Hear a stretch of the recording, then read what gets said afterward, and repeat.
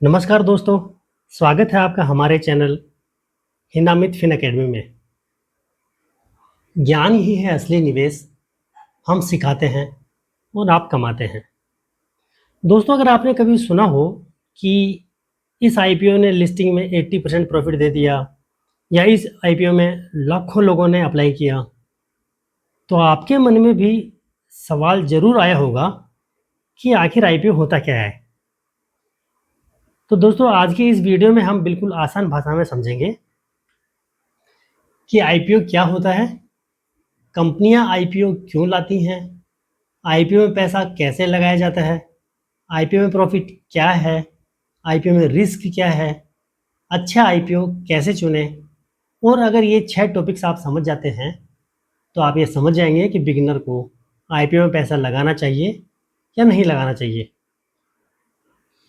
चलिए दोस्तों, हम शुरू करते हैं कि आईपीओ क्या होता है। आईपीओ का पूरा नाम होता है इनिशियल पब्लिक ऑफरिंग। मतलब जब कोई कंपनी पहली बार आम जनता से यानी पब्लिक से अपनी कंपनी के कुछ शेयर्स देकर, कुछ हिस्से देकर पैसे जुटाती है, यानी अपनी शेयर कंपनी का वो शेयर बेचती है, उसको बोलते हैं आईपीओ। इसको सरल भाषा में समझे तो पहले कंपनी केवल अपने मालिकों की, अपने फाउंडर्स की या फिर प्राइवेट इन्वेस्टर की होती है, लेकिन आईपीओ आने के बाद आम लोग भी उस कंपनी के हिस्सेदार बन जाते हैं। उसको एक एग्जांपल से समझिए। जब कम एक एग्जांपल से आप से इसको समझिए कि मान लीजिए कोई एक कंपनी है जिसका नाम है एबीसी, और ये कंपनी बहुत तेजी से आगे बढ़ रही है। इसको लगता है कि मुझे मेरा बिजनेस और एक्सपेंड करना चाहिए, यानी मेरे बिजनेस को और बढ़ाना चाहिए, कुछ नई इंडस्ट्री लगानी चाहिए, कुछ नए शहर में मैं अपना एक और प्लांट लगाऊं, या अभी जो प्लांट है इसका प्रोडक्शन में बढ़ाऊं। तो कंपनी को पैसे की जरूरत होती है। अब कंपनी को पैसे लेने के सिर्फ 3 रास्ते होते हैं। पहला रास्ता होता है कि कंपनी बैंक से लोन ले ले। पहला रास्ता हुआ कंपनी बैंक से लोन ले ले। दूसरा रास्ता हुआ था कि इसकी किसी बड़े इन्वेस्टर से पैसे ले ले। और तीसरा रास्ता होता है कि बैंक से लोन लेंगे तो वहां पर ब्याज देना पड़ेगा। बड़े इन्वेस्टर से पैसे लेंगे तो वो तानाशाही करेगा, तो क्यों नहीं पब्लिक से पैसा ले ले जाए, जिससे ब्याज भी नहीं लगेगा और कंपनी का बिजनेस एक्सपेंड भी हो जाएगा।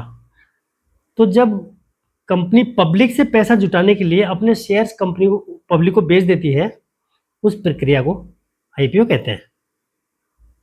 अब सवाल नंबर 2 आता है कि कंपनियां आईपीओ लाती क्यों हैं, मतलब कंपनियों को ऐसी क्या जरूरत है कि जिससे उनको आईपीओ लाना पड़ जाता है। तो फ्रेंड्स, इसके कुछ टॉपिक्स हैं। जैसा पहला हो गया बिजनेस एक्सपेंशन। बिजनेस एक्सपेंशन का मतलब हो गया कि उसको नई फैक्ट्री बनानी है, कोई नया प्रोडक्ट लॉन्च करना है, या अपना बिजनेस एक शहर से दूसरे और शहर में अपनी फ्रेंचाइजी खोलनी है या इंडस्ट्री खोलनी है। उसके लिए उसको पैसे की जरूरत पड़ती है, तो फिर वो आईपीओ लेके आती है। दूसरा होता है कर्ज कम करने के लिए। मतलब मान लीजिए किसी कंपनी के पास जो पहले से काम चल रहा है कंपनी में, लेकिन उसने कर्ज ले रखा है जिसके ऊपर उसको ब्याज देना पड़ता है, तो वो कर्ज चुकाने के लिए, यानी वो लोन चुकाने के लिए भी कुछ कंपनियां आईपीओ लॉन्च करती है, यानी पब्लिक से वो पैसा लेकर के अपना कर्ज चुकाती है। तीसरा होता है ब्रांड वैल्यू बढ़ाने के लिए। दोस्तों, आपने सुना होगा जो दिखता है वो बिकता है। तो कंपनियां अच्छा काम भी कर रही ही हैं, लेकिन अगर उसकी इतनी पब्लिसिटी नहीं है, उसके ब्रांड की इतनी वैल्यू नहीं है, तो कंपनी को थोड़ा लो फील होता है। इसके लिए जब कंपनी स्टॉक मार्केट में लिस्ट हो जाती है ना, तो फिर उसकी एक ब्रांड वैल्यू अलग बन जाती है। कंपनी की जो क्रेडिटेबिलिटी होती है वो बढ़ जाती है। और चौथा है इसमें पुराने इन्वेस्टर को एग्जिट देने के लिए। इसका मतलब होता है कि शुरू शुरू में जो लोग कंपनी में पैसा इन्वेस्ट करते हैं, निवेश करते हैं, और आईपीओ उससे महंगे भाव में, मतलब मान लीजिए कोई ने 1 साल पहले इन्वेस्ट किया था, कंपनी का ग्रोथ रेट अच्छा है, कंपनी अच्छी प्रॉफिटेबिलिटी में है, अगर उसका आईपीओ आता है तो उसकी प्राइस वैल्यू बढ़ेगी। तो पुराने इन्वेस्टर्स भी चाहते हैं कि भाई हमें हमारा प्रॉफिट मिल जाए, तो कंपनी आईपीओ लॉन्च करती है। आईपीओ लॉन्च करी तो थोड़े महंगे भाव में, जितने पैसे इन्वेस्ट किए थे उससे ज़्यादा कीमत में आईपीओ लॉन्च किया जाएगा। तो जो पुराने इन्वेस्टर हैं, जब उनको ज़्यादा पैसा मिलेगा तो वो अपना हिस्सा बेचकर अपना प्रॉफिट लेकर बाहर निकल जाते हैं। इसके लिए कंपनी आईपीओ लेके आती है। इसका मतलब ये हुआ कि कंपनी के लिए और इन्वेस्टर के लिए, दोनों के लिए ये आईपीओ इम्पोर्टेंट होता है।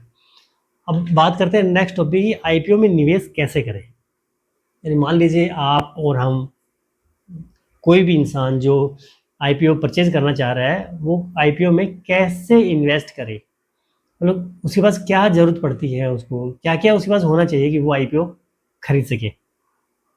दोस्तों, एक डीमैट अकाउंट होना चाहिए, क्योंकि आपके आईपीओ जो शेयर लिस्टिंग होगी वो आपके डीमैट अकाउंट में ही आने हैं।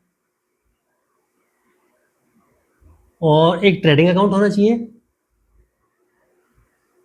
ट्रेडिंग अकाउंट के थ्रू आप आईपीओ ले पाएंगे।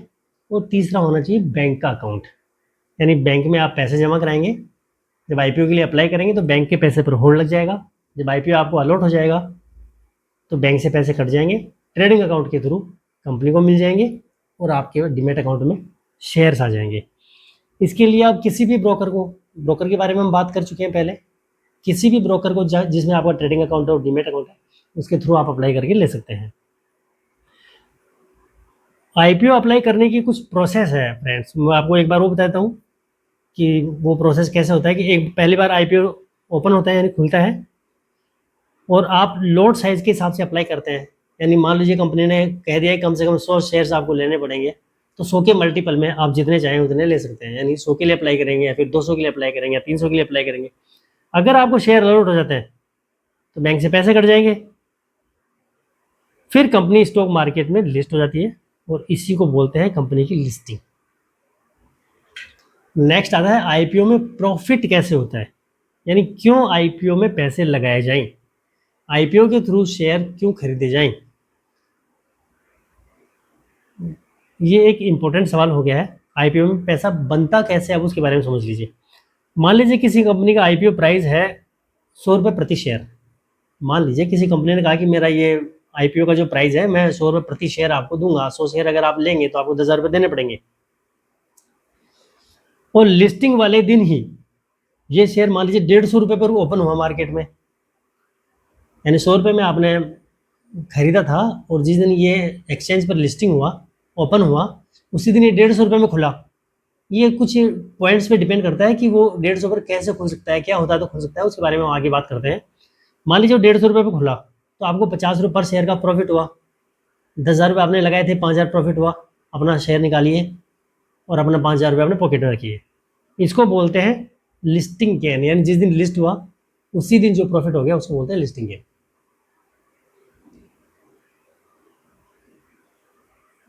अब इसके बाद में नया पॉइंट आता है, आईपीओ में रिस्क क्या क्या होते हैं। तो दोस्तों, रिस्क की आईपीओ में जो होते हैं वो 4 प्रकार के रिस्क होते हैं। एक ओवर वैल्यूएशन हो जाता है, नया बिजनेस होता है, लिस्टिंग लॉस होता है, और मार्केट का उस दिन सेंटिमेंट क्या होता है ये भी लॉस होता है। चलिए हम इसको भी समझ लेते हैं। ओवर वैल्यूएशन, कई बार कंपनी अपने शेयर्स बहुत महंगे बेचती है। यानी मान लीजिए कि उस कंपनी की जो ग्रोथ रेट है उसके हिसाब से उसकी वैल्यू 80 रुपये होनी चाहिए थी शेयर की, लेकिन वो कंपनी अपने शेयर बेचती 100 रुपये में। मान लीजिए वो पब्लिक को जो इशू जारी करती है उसमें वो 100 रुपये की डिमांड कर लेती है, तो ये हो गया उसका ओवर वैल्यूएशन। ये एक रिस्क होता है आईपीओ में। एक होता है कंपनी नया बिजनेस। कुछ कंपनियां होती हैं जिनका नया नया बिजनेस होता है, और उन कंपनियों का जो ट्रैक रिकॉर्ड होता है वो मजबूत नहीं होता है, वो इतना सॉलिड नहीं होता है, लेकिन फिर भी वो आईपीओ लेके आ जाते हैं। उससे भी आपको लॉस होने के चांसेस हैं, क्योंकि अगर मान लीजिए उनका ट्रैक रिकॉर्ड ठीक नहीं है तो वो नया बिजनेस आगे चलेगा नहीं चलेगा। नई कंपनी और ब्रांच खोलना चाह रही है, वो चलेगी नहीं चलेगी। ये एक रिस्क होता है। तीसरा होता है लिस्टिंग लॉस। कभी कभी आईपीओ इशू प्राइस से नीचे लिस्ट हो जाता है, यानी आप मान लीजिए कंपनी ने डिमांड की पर शेयर 100 रुपये की, लेकिन एक्सचेंज पे वो लिस्टिंग 80 रुपये में हुआ। ये भी एक रिस्क होता है कि आपको पहले दिन ही 20 रुपये का नुकसान हो गया। जरूरी नहीं है कि 20 रुपये से आगे मतलब 80 रुपये से 100 रुपये जाए। हो सकता है 80 से 70 आ जाए, तो ये एक रिस्क रहता है इसमें। चौथा वो है मार्केट सेंटिमेंट। मान लीजिए मार्केट डाउन ट्रेंड में है और उस दिन आईपीओ लिस्ट हुआ, तो जब पूरा मार्केट ही डाउन है तो इस आईपीओ की प्राइस कैसे बढ़ेगी? ये भी नेचुरली नीचे आनी है, तो ये भी आईपीओ का एक रिस्क होता है। अब बात आती है कि अच्छा आईपीओ कैसे चूज करें, यानी कैसे छांटें, कैसे चुनें कि ये आईपीओ अच्छा है। अब इसमें हमको कुछ जानकारी उसके बारे में करनी चाहिए इन्वेस्टमेंट से पहले। कम से कम ये 5 चीज़ें ज़रूर देख लेंगे कि कंपनी काम क्या करती है, यानी जो कंपनी आईपीओ लॉन्च कर रही है एक्चुअली वो कंपनी क्या काम कर रही है, उस काम का क्या फ्यूचर है, क्या इस काम की भविष्य में डिमांड हो सकती है, यानी और आगे ये काम बढ़ाया जाने लायक है या नहीं है। अगर इसके बारे में आपने उसके बारे में जानकारी कर ली तो आपको पता चल जाएगा कि आईपीओ अच्छा है या नहीं है।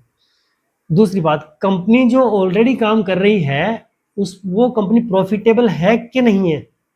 ऐसा तो नहीं कि 100 रुपए से कंपनी शुरू हुई थी और अभी वो 100 रुपए पे अटकी हुई है या फिर 90 रुपए पे आ गई है। तो कंपनी प्रॉफिटेबल है या नहीं। अगर कंपनी प्रॉफिटेबल है तो उसका आईपीओ लेने में फायदा है। अगर मान लीजिए कंपनी प्रॉफिटेबल नहीं है, स्थिर है या लॉस में चल रही है, तो उसका आईपीओ रिस्की हो सकता है। तीसरा टॉपिक आता है कंपनी पर कर्ज कितना है। यानी ऐसी बड़ी कंपनियां जो आईपीओ लिस्ट करती हैं वो रेयर ही होती हैं कि जिनके पास खुद का पूरा फंड होता है। मोस्टली जो कंपनियां होती हैं वो पैसा इन्वेस्टर से लेकर के या बैंक से लोन लेकर के अपनी कंपनियों का स्टार्टअप करते हैं। तो हमको ये भी देखना चाहिए कि कंपनी पर कर्ज कितना है। ऐसा नहीं कि 100 करोड़ की कंपनी हो और उसके ऊपर 50 करोड़ का कर्ज तो पहले ही हो, क्योंकि कंपनी अगर आईपीओ लेके आई है तो वो सिर्फ अपना कर्जा चुकाने के लिए, यानी फ्री का पैसा उसको चाहिए, बैंक को ब्याज नहीं देना पड़े या दूसरे इन्वेस्टर्स को ब्याज नहीं देना पड़े, इसके लिए वो लोग आईपीओ लेकर आते हैं। अगर कंपनी पर कर्ज कम है, डेट कम है, तो उसके आईपीओ प्रॉफिटेबल हो सकते हैं। अब चौथा आता है कि आईपीओ का प्राइस सही है कि नहीं है। मान लीजिए किसी कंपनी की मार्केट वैल्यू के हिसाब से उसका शेयर 100 रुपए का होना चाहिए और कंपनी चाह रही है कि वो आईपीओ के थ्रू पब्लिक से 120 रुपए वसूले एक शेयर के, तो ये प्राइस सही है कि नहीं है। मान लीजिए उसकी वैल्यू 150 रुपए के आसपास चल रही है पर शेयर मार्केट में, और वो हमसे 120 रुपये ले रही है तो ठीक है। लेकिन मान लीजिए कि कंपनी की वैल्यू तो 100 रुपए करीब है और वो हमसे 120 रुपये ले रही है, तो ऐसे आईपीओ में हमको हाथ नहीं डालना। ग्रे मार्केट प्रीमियम यानी जीएमपी क्या चल रहा है इसके ऊपर भी ध्यान देना है। और इन 5 पॉइंट्स को जानकर, अगर ये 5 पॉइंट के बारे में आप स्टडी कर लेते हैं किसी कंपनी के बारे में, तो आप एक अच्छा आईपीओ चुन सकते हैं। तो दोस्तों आज आपने सीखा आईपीओ क्या होता है, कंपनी आईपीओ क्यों लाती हैं, आईपीओ में पैसा कैसे लगाया जाता है, प्रॉफिट क्या है, रिस्क क्या है, अच्छा आईपीओ कैसे छांटेंगे। और ये 6 पॉइंट अगर हमारे समझ में आ गए तो पता चल जाएगा कि बिगिनर को आईपीओ में पैसे लगाने चाहिए या नहीं लगाने चाहिए। तो दोस्तों अगर वीडियो पसंद आई हो तो लाइक करें, चैनल को सब्सक्राइब जरूर कर लें और बेल आइकन दबाते रहें। मिलते हैं अगले वीडियो में, तब तक के लिए धन्यवाद।